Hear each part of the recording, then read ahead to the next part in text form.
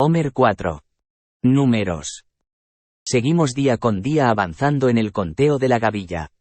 Y hoy podremos ver de manera muy clara lo decepcionante y frustrante de la conducta humana y la fidelidad permanente de Dios al estudiar el libro de Bamidbar.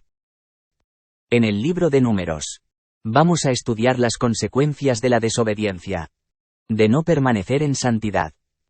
Este libro se desarrolla en el desierto y uno de los temas principales es cómo continuamente el pueblo de Israel murmuraba. Se rebelaba contra Dios. Y de todos modos, cómo Dios tuvo misericordia de ellos. El libro de Números se llama así, por las versiones en griego y de la Vulgata latina. Básicamente se le puso a este libro, Números, por los censos que se hicieron al pueblo de Israel, tanto al inicio de su peregrinaje en el desierto, como al final. Se tomaron 2 censos al pueblo de Israel. Uno en el monte Sinaí. Y otro se tomó cuando estaban a punto de entrar a la tierra prometida. Este libro se escribió alrededor de 1405 a.C., prácticamente en el último año de la vida de Moisés. Y abarca un periodo de 38 años. Desde el segundo año de que salieron de Egipto, hasta el año 40 de que salieron de Egipto. Del libro de Éxodo al libro de Números hay un periodo de 1 mes. En 1 mes se escribió el libro de Levítico. Así que, al empezar a estudiar el libro de Números, continuamos la historia del libro de Éxodo.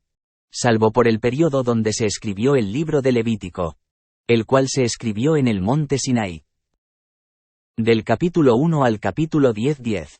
Israel todavía está acampado en el monte Sinaí. Pero del capítulo 10-11 en adelante ya empieza Israel a moverse. Empieza a avanzar el campamento. Primero rumbo a Moab. Después rumbo a Jericó y de ahí ya entran a la tierra prometida. Los capítulos se dividen en capítulos 1-9. El censo que se lleva a cabo. Capítulos 10-12. El trayecto desde el Sinaí hasta Canaán. Capítulos 13-19.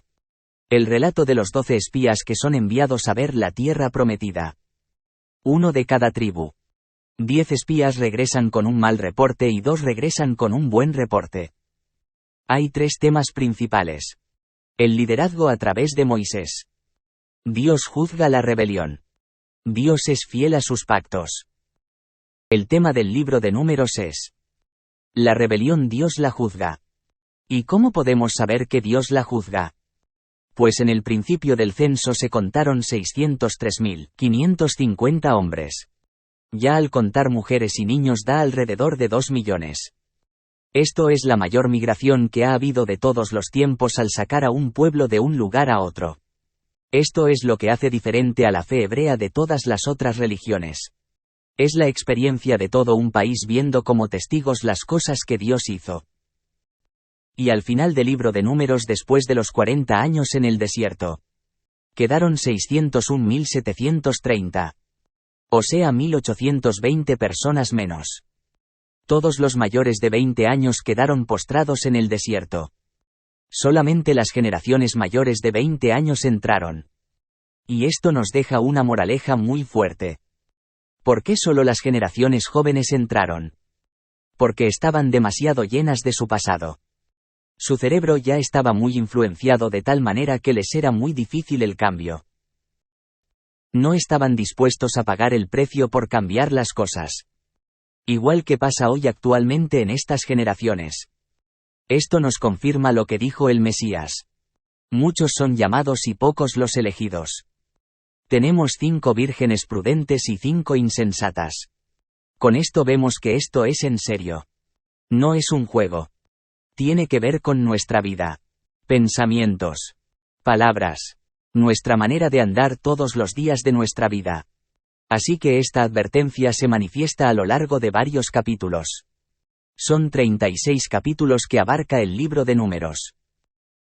Pero más allá de los datos técnicos que nos ayudan a encontrar el contexto del libro, podemos profundizar más en el aspecto personal. ¿Cómo aplicar las enseñanzas de este libro a nuestras vidas individuales? El libro comienza con la indicación de Dios de contar a los varones mayores de 20 años que son los considerados para participar en una guerra. A los 12 años tanto niños como niñas empiezan su responsabilidad de estudiar y aprender las Sagradas Escrituras. A los 20 entonces la responsabilidad es combatir contra los enemigos de Dios. Pues recordemos que nuestra lucha no es contra carne ni sangre sino contra huestes y principados de maldad en las regiones celestes. Es decir, a partir de los 20 años el hombre ya debe estar capacitado para predicar la palabra de Dios y de dar testimonio con su vida misma. La indicación es contar uno por uno y esto tiene la implicación de que para Dios cada uno es particularmente importante. Tan es así que el sacrificio del Mesías fue por todos y cada uno de nosotros. Esto también nos enseña que la identidad general como pueblo de Dios no elimina la identidad personal de cada uno, permitiendo así la diversidad en el llamado que tiene cada quien. Ser parte del pueblo elegido y la convivencia permanente con Dios es un gran honor y un alto privilegio. Pero en el reino de los cielos se juzga con equidad. Por lo tanto, el más privilegiado tiene mayor responsabilidad frente a los demás. Y esto es justamente lo que el pueblo siempre ha renegado su responsabilidad. Ha desechado la libertad y se ha desviado en el libertinaje y esto ha provocado el mayor cáncer en la humanidad. Dudar de la autoridad de Dios. Dios alimentaba al pueblo con pan que llovía del cielo.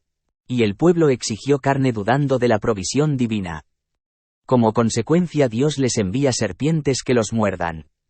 Luego Dios, para demostrarles su bondad, le pide a Moisés que levante una serpiente en un asta y el que la viera no morirá, demostrando que Dios es el sanador. Este símbolo de la serpiente en el asta es hasta hoy el distintivo de la medicina en el mundo.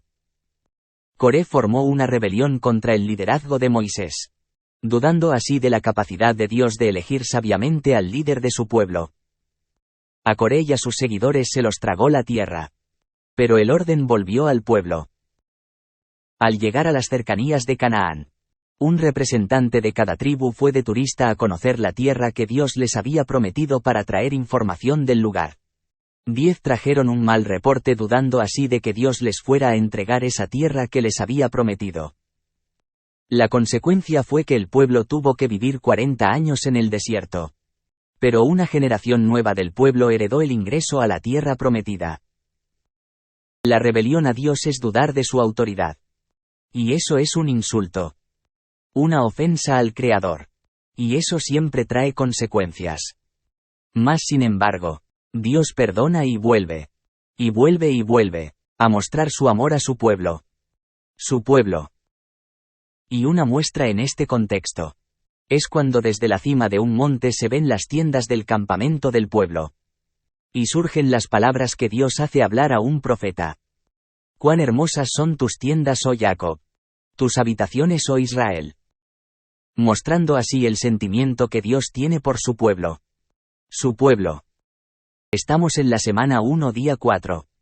Y faltan 46 días para Shavuot, Pentecostés.